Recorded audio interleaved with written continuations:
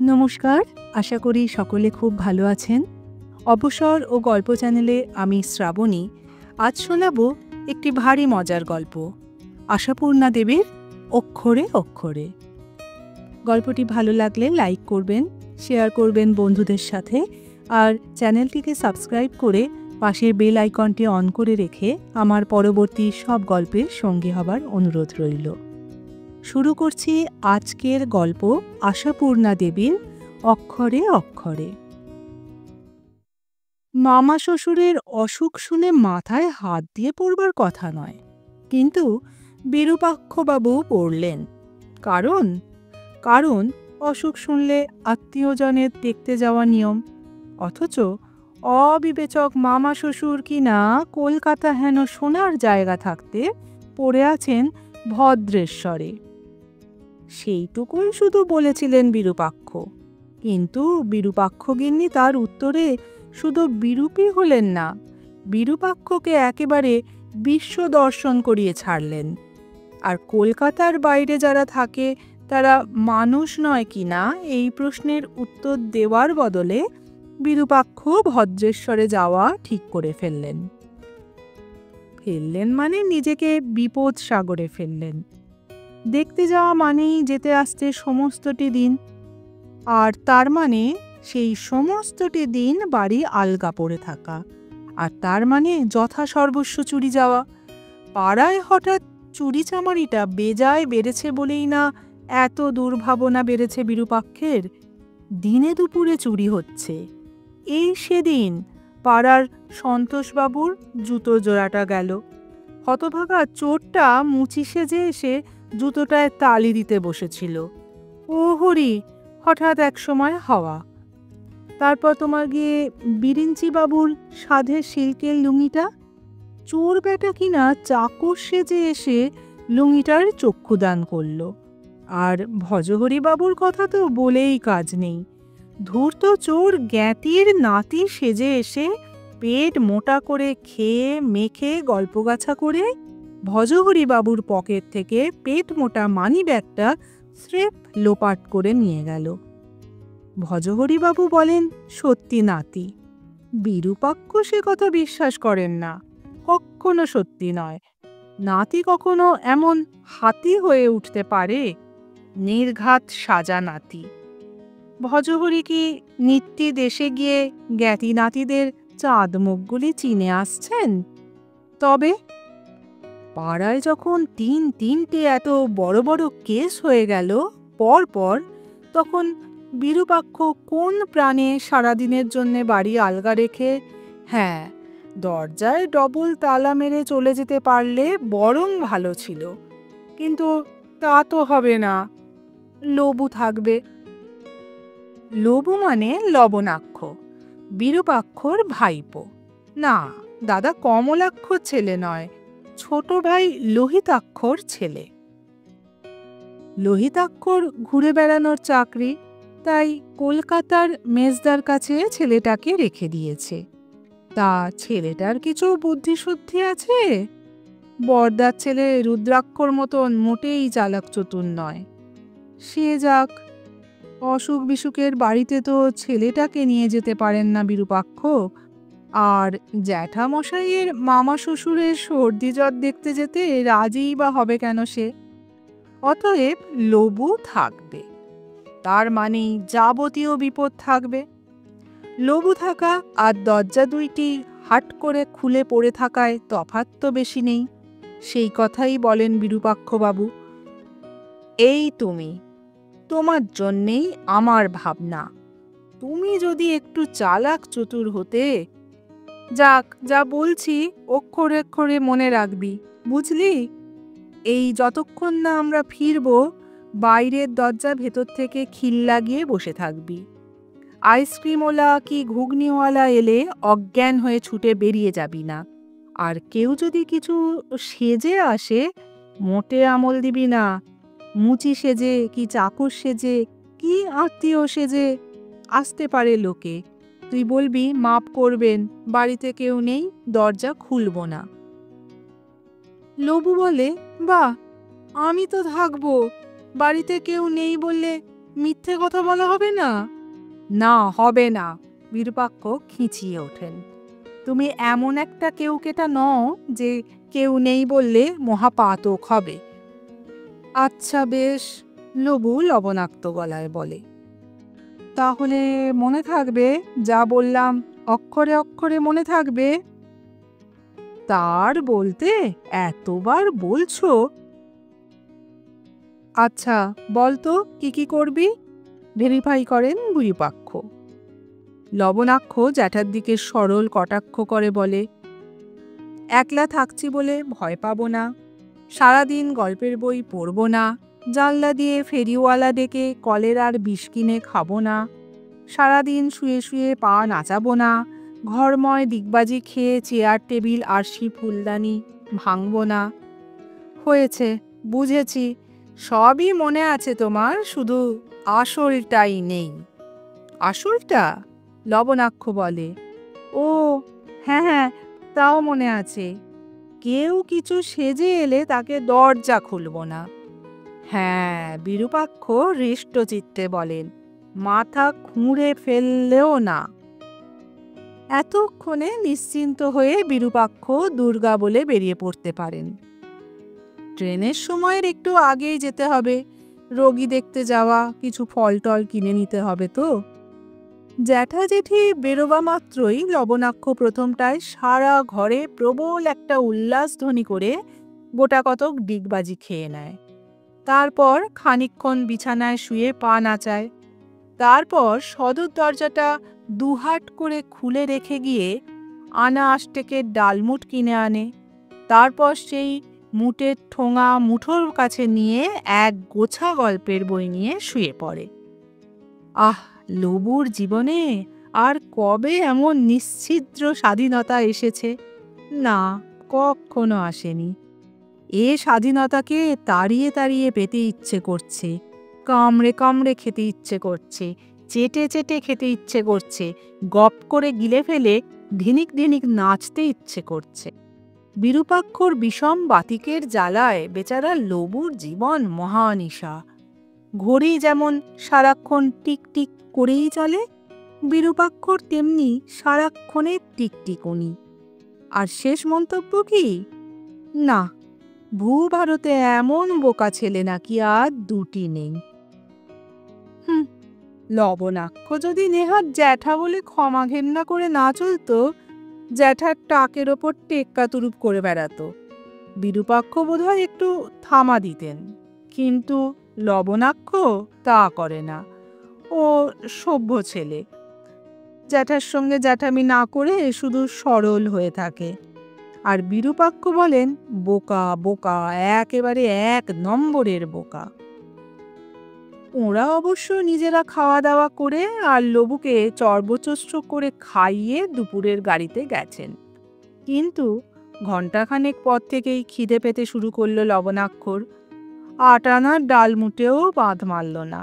অতএব গল্পের বই হাতে নিয়ে জানলায় বসতে হলো লবুকে। তা মেজো জ্যাঠা সুবিধের না হলেও মেজো জ্যাঠার পাড়াটা বেশ সুবিধের। ঠিক সামনে দিয়েই হরেক মুখরোচক ফেরিওলা, অর্থাৎ কলেরার বিষ সাপ্লায়ার। কিন্তু লবু ও কথা বিশ্বাস করে না। জ্যাঠার অসাক্ষাতে যে পরিমাণ বিষ পান করে থাকে লবু, জ্যাঠার কথা সত্যি হলে তাতে অন্তত একবার মারা পড়তে হতো তাকে, অথচ একবারও মারা পড়েনি। আজকেও একটার পর একটা চালিয়েও, অর্থাৎ ডালমুটের পর ঝালমুড়ি, ঝালমুড়ির পর কচি ভুট্টা, কচি ভুট্টার পর আলু কাবলি আর ছোলা চেপটি, ছোলা চেপটির পর কোয়ালিটি, কোয়ালিটির পর ফুচকা, ফুচকার পর চিড়ের মোয়া আর বাদাম চাকতি, পেটের মধ্যে চালান করেও দিব্যি বেঁচে বসে রইল লবু। দু একবার নিজেই নিজের গায়ে চিমটি কেটে দেখল মারা গেছে না বেঁচে আছে দেখতে। চিমটিতে বেশ চিরবিরিয়ে উঠল। পয়সা? পয়সা আছে। লবুর বাবা বিদেশে থাকেন বলে আদর করে ছেলেকে হাত খরচা পাঠান, মানে বিষ খরচা পাঠান আর কি। যাক, এসব করতে করতে অবশ্য সন্ধে পার হয়ে গিয়েছিল। আর গল্পের বইগুলো শেষ হয়ে গিয়েছিল। ইত্যবসরে লবু উঠে গিয়ে দোতলা একতলা সারা বাড়িটার যতগুলো আলো ছিল জ্বেলে এসেছে। আর গল্পের বইয়ের অভাবে মেজ জ্যাঠার মেটেরিয়া মেডিকা আর সহজ করকোষ্ঠী বিচার এই দুটি বই নিয়ে বসেছে। এমন সময় দরজায় কড়া নড়ে উঠল। কড়কড় করাত। বুকটা ছ্যাঁত করে উঠল লবুর। তারপর নড়ে চড়ে শক্ত হয়ে বসল। কিন্তু কড়া নেড়ে দরজা খোলা না পাওয়া পর্যন্ত কে কবে থেমে থাকে? অতএব মুহুর্মুহু সেই শব্দ কড়কড় খটখট ঝনঝন দুমদুম দুরুম চলতেই থাকে। বারে বারে চঞ্চল হয়ে উঠে দাঁড়ায় লবু, তারপর আবার নিজেকে চেক করে নেয়। অবশেষে সদর দরজার শব্দ থামে, আর একটু পরেই এই জানলার কাছে দুটি মুন্ডু দেখা যায়। কিন্তু মুন্ডু দুটি তো কাটা মুন্ডু নয়, ধরের উপর বসানো মুন্ডু। তাই সেই মুন্ডু সমেত ধর দুটো জানলার উপর প্রায় ঝাঁপিয়ে পড়ে, কি আশ্চর্য, তুমি বসে আছো, আর আমরা ভাবছি এই সন্ধেবেলায় বাড়ি শুদ্ধ সব ঘুমিয়ে পড়েছে নাকি, দোর খুলছো না যে? লবু ততক্ষণে জানলা থেকে খানিকটা তফাতে হটে গেছে। বাইরের মুন্ডু দুটির দিকে যাকে বলে একবার নির্নিমেষ দৃষ্টিপাত করে বলে, মাপ করবেন, দরজা খোলা হবে না, বাড়িতে কেউ নেই। বাড়িতে কেউ নেই। গোপোলা মুন্ডুটিকে ঠেলে দিয়ে কানবালা পরা মুন্ডু এগিয়ে আসে, বলে, তুমি তো রয়েছ। আমি এমন কিছু কেউকেটা নই। গোফোলা আর কানবালা পরস্পরকে ঠেলাঠেলি করে। বলি, তুমি পাগল নাকি হে? বলি, তুমি জামাই বাবুর ভাইপো না? বলি, ওরা সব গেলেন কোথায়, বিরূপাক্ষ বাবু আর তার স্ত্রী? বলি, জামাইবাবু কি আমাদের সঙ্গে তামাশা করতে নিজেরা কোথায় চলে গিয়ে তোমায় বসিয়ে রেখে গেছে? বলি, তুমি কি আমাদের চিনতে পারছো না হে লবণাক্ত? বলি, চিনতে পারবে না কি গো, এই সেদিন দিদি জামাইবাবুর সঙ্গে 3-4 দিন থেকে এলো না আমাদের ওখানে? এতগুলো বলির সামনেও কিন্তু বলির পাঁঠার মতো কাঁপে না লবু। অকম্পিত গলায় বলে, চিনতে পারলেই কি সত্যি চেনা যায়? কি করে বুঝবো আপনারা ছদ্মবেশী কিনা? ছদ্মবেশী? আমরা ছদ্মবেশী কিনা বুঝতে পারছো না তুমি? দাও দাও, দরজা খুলে দাও, দেখছো না আমরা মোটমাট নিয়ে বিদেশ থেকে এসেছি। অর্ডার নেই স্যার, কি করব বলুন? লবণাক্ষ অচঞ্চল কণ্ঠে বলে, মাথা খুঁড়ে ফেললেও খোলবার হুকুম নেই। মুন্ডু যুগল অতঃপর একটু থমকে গিয়ে নিজেরা নিচু গলায় কথা বলা বলি করেন। মাথার দোষ বলেই মনে হচ্ছে। আশ্চর্য, এই সেদিন অমন সহজ ছিল। শয়তান অবশ্য খুব ছিল, তা হোক, পাগল ছিল না। কিন্তু বিরূপাক্ষ বাবুরা গেলেন কোথায় সেটাই তো বুঝতে পারছি না। চিঠি দিয়ে এলাম, চিঠি পাননি বোধহয়। না পাবেন কেন? আমি নিজে হাতে ঠিকানা লিখেছি। কাল না পেয়ে থাকেন আজ সকালেও পেয়েছেন।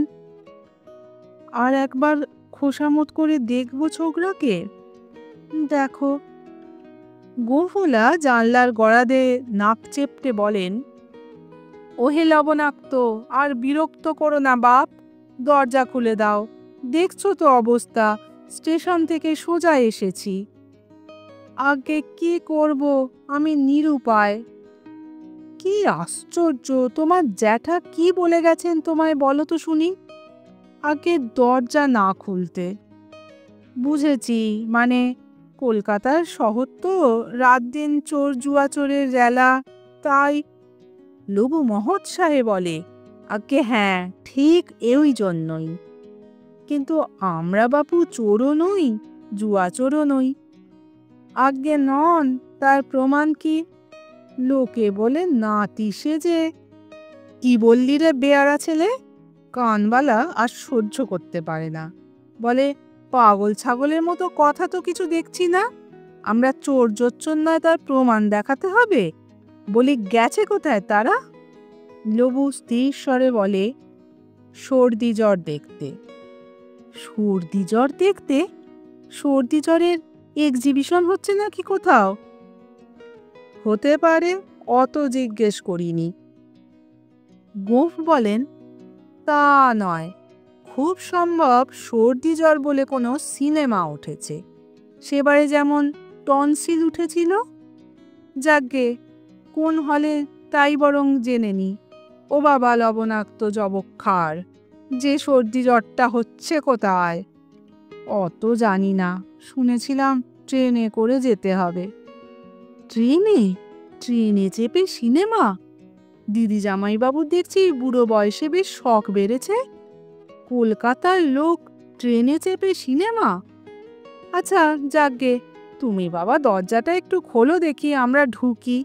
চেঁচামেচিতে রাস্তায় লোক জড়ো হয়ে গেল। আমায় মাপ করবেন। গোপোলা এবার তেড়ে আসেন। তোমায় মাপ করব? তোমায় মেপে উঠবার মতো গজ ফিতে সৃষ্টি হয়েছে পৃথিবীতে? উফ, কি বিচ্ছু কি বিচ্ছু। যাক, হয়েছে তো তোমার, মিটেছে তো শখ দিদির বাড়ি আসার। নাও চলো, এখনো ফিরতি ট্রেন পাওয়া যাবে। আসানসোলে সব গাড়ি দাঁড়ায়। গটগট করে ফিরে যান ওরা, মোট মাথার মুটোটাকে ইশারা করে। এখানে দাঁড়িয়ে ট্যাক্সি ডাকারও রুচি নেই আর। সত্যিই রাস্তায় লোক জড়ো হয়ে গেছে। এর ঘণ্টাখানেক পরেই বিরূপাক্ষরা আসেন। সেই হাওড়া স্টেশন থেকেই আসেন, যেখানে বিরূপাক্ষর সাধের শালি আর ভাইরা ভাই ওয়েটিং রুমে বসে।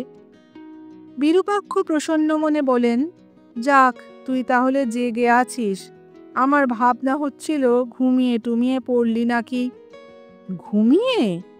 লবণাক্ষ উদাস হাসি হেসে বলে, পাড়া শুদ্ধ বাড়ির কেউ ঘুমিয়েছে কিনা সন্দেহ। কেন কেন, কি হয়েছে? কোথায় কি হয়েছে? কোথাও নয়, এইখানেই, ওই জানলার নিচে। বলি ব্যাপার কি? সেই ব্যাপার, ছদ্মবেশ। ছদ্মবেশ? হ্যাঁ, ছদ্মবেশী আত্মীয়, মানে আত্মীয় বেশি দুরাত্মা। বলে দোর খুলে দাও। বিরূপাক্ষ বসে পড়ে বলেন, তারপর? তারপর আর কি, তারাও ছাড়বে না, আমিও খুলব না। রাস্তার লোক জড়ো হয়ে গেল। বিরূপাক্ষকে নিয়ে পাখার স্পিড বাড়িয়ে রুদ্ধশ্বাসে বলেন, তারা মানে অনেক লোক নাকি? দুজন, দুজনই 200 জন।